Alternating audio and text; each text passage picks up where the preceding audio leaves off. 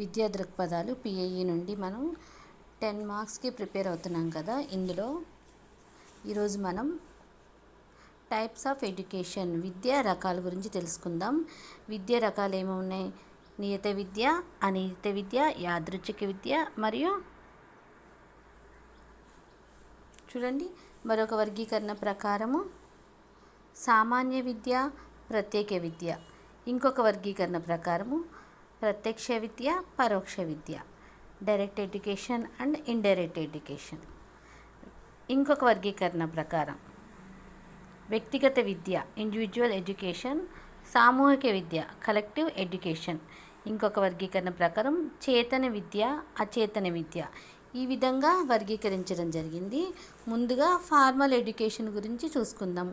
పాఠశాలల్లో, స్కూల్స్లో మనం నేర్చుకునేదంతా కూడా ఏంటి? నియత విద్య అన్నమాట. మనం బ్రీఫ్గా తెలుసుకుందాము వాట్ ఈజ్ వాట్ అనేది. తర్వాత నెక్స్ట్ అనియత విద్య, నాన్ ఫార్మల్ ఎడ్యుకేషన్.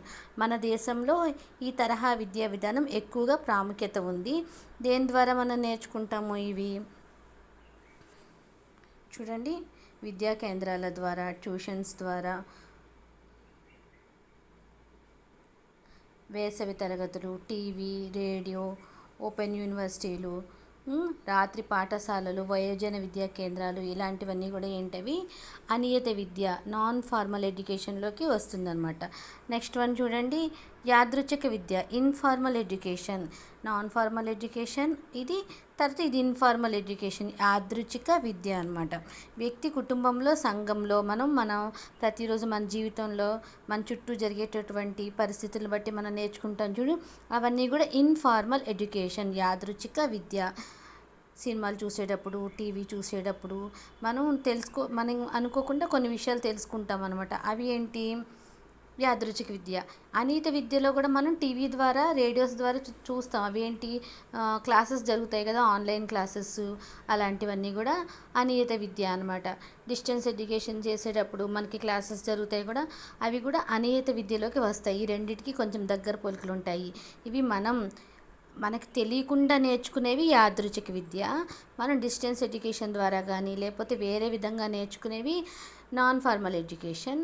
నియత విద్య వచ్చేసరికి స్కూల్లోకి వెళ్ళి మనం లేకపోతే ఏదైనా పర్టికులర్ ఒక లక్ష్యాన్ని పెట్టుకుని మనం నియమబద్ధంగా, క్రమబద్ధంగా, ఉద్దేశపూర్వకంగా నేర్చుకునే అన్నీ కూడా నియత విద్య. ఈ మూడు చాలా చాలా ఇంపార్టెంట్, నేర్చుకోండి. ముఖ్యమైన పాయింట్స్ రన్నింగ్ నోట్స్ పెట్టుకుని రాసుకోండి. చూడండి నెక్స్ట్ వన్ సామాన్య విద్య. ఇదేంటి? కనీస అవసరాలు తీర్చుకునేందుకు విద్యను సామాన్య విద్య అని అంటారు. ఈ తరహా విద్యా విధానం మనకి 8th క్లాస్ వరకు కూడా ఉంటుంది. ఏ క్లాస్ వరకు ఉంటుంది? 8th క్లాస్ వరకు ఉంటుంది. ప్రత్యేక విద్య.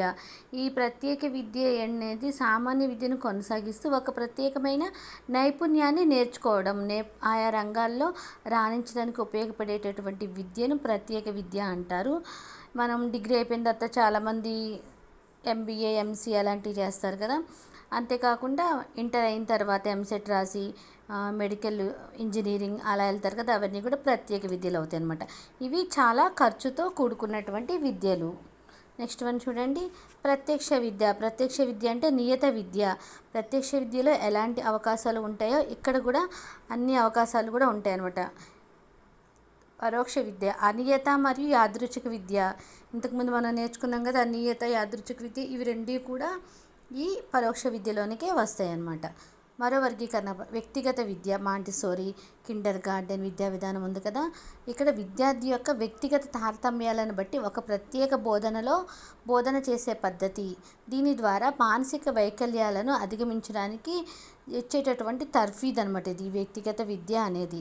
సామూహిక విద్య, ఒక సమూహంలో మొత్తానికి సంబంధించి మనం పిల్లలకు ఒకేసారి అందించేటటువంటి విద్యను సామూహిక విద్య అంటారు.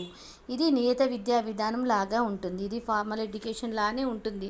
ఒక సమూహంలో మొత్తానికి సంబంధించి పిల్లలకు ఇచ్చేటటువంటి విద్య. మరొక వర్గీకరణ ప్రకారం చూడండి, చేతన విద్య, అచేతన విద్య. ఒక విషయం మీద పూర్తి జ్ఞానాన్ని, దాని లక్ష్యాలను సాధించేటట్లు విషయ అవగాహన చేసే విద్యా విధానాన్ని చేతన విద్య అంటారు.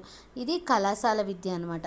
అచేతన విద్య ఇదేంటి, ఒక్కొక్క విద్యార్థికి అన్ని విషయాల్లో అవగాహన చేసుకోలేడు కాబట్టి వాళ్ళ పరిసరాలకు ఎంత అనుకూలంగా ఉంటుందో అది మాత్రమే నేర్పించేది అచేతన విద్య అనమాట. పిల్లవానికి అర్థం చేసుకునే క్రమంలో ఎన్నో అవరోధాలు ఉండొచ్చు, కానీ అచేతన స్థితిలో పిల్లవాడు ఉన్నప్పుడు విద్యను ఎలా అందించాలి అనేది అక్కడ ఉన్నటువంటి పరిస్థితులను బట్టి ఉంటుంది. ఈ తరహా విద్యను యాదృచ్ఛిక విద్య అని అంటారు. ఈ విధంగా వాళ్ళు ఇచ్చినటువంటి క్వశ్చన్లో ఉన్న ఆప్షన్స్ ప్రకారము నియత విద్య, అనియత విద్య, యాదృచ్ఛిక విద్య డిఫరెన్స్ చూసుకుని ఆన్సర్ పెట్టండి. ఈ టాపిక్ నుంచి బిట్ అనేది ఖచ్చితంగా వస్తుంది. Okay, all the best.